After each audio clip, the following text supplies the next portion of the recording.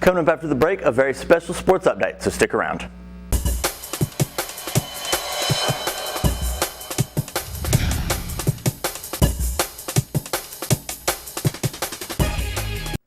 Welcome back. I'm James Farrar with today's special sports update.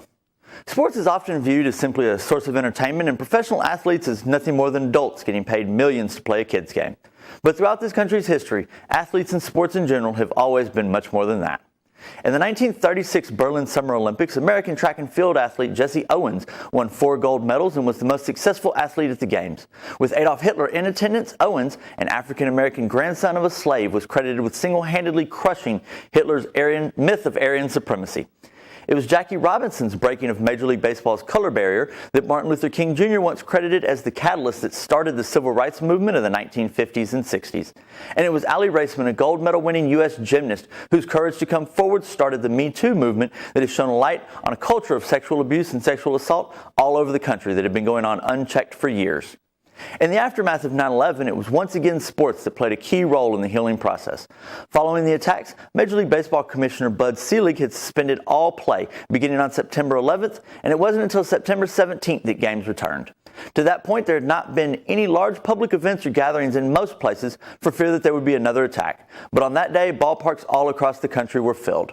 One of the most memorable tributes, and a day full of them, was an original poem by one of the game's most legendary voices, Cardinals Hall of Fame announcer Jack Buck. Since this nation was founded under God, more than 200 years ago, we have been the bastion of freedom, the light that keeps the free world aglow. We do not covet the possessions of others. We are blessed with the bounty we share. We have rushed to help other nations. Anything, anytime, anywhere. War is just not our nature.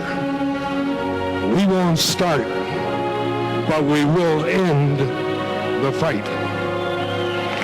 If we are involved, we shall be resolved to protect what we know is right. We have been challenged by a cowardly foe who strikes and then hides from our view. With one voice we say, we have no choice today. There is only one thing to do.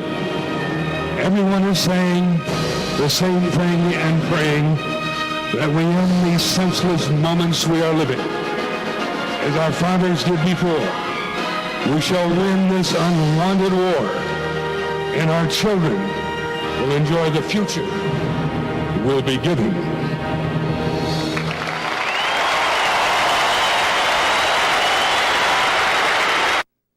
Then, on September 21st, the New York Mets hosted the Atlanta Braves at Shea Stadium, which a little over a week earlier had been the site of the primary staging area for rescue and recovery teams, and the first public event held in the city of New York since the attacks. The game was broadcast on Fox Sports. New York City Mayor Rudy Giuliani was in attendance in full FDNY gear. The NYPD band accompanied Diana Ross in God Bless America. New York City first responders threw out the first pitch, and in the bottom of the 8th inning, it was New York Mets Hall of Fame catcher Mike Piazza's 2-run homer that sent the New York crowd into a frenzy. Afterwards, the camera caught a glimpse of some New York City firemen who 10 days earlier had lost friends, colleagues, and in some cases even family members. And they were smiling and laughing and celebrating because Mike Piazza, an adult who plays a child's game, hit a home run, and it was a lot more than just entertainment. The game would go on to be called the first step in the nation's healing process and a return to normalcy. That's all for today's sports update. I'm James Farrar. Now let's get you back over to the news desk.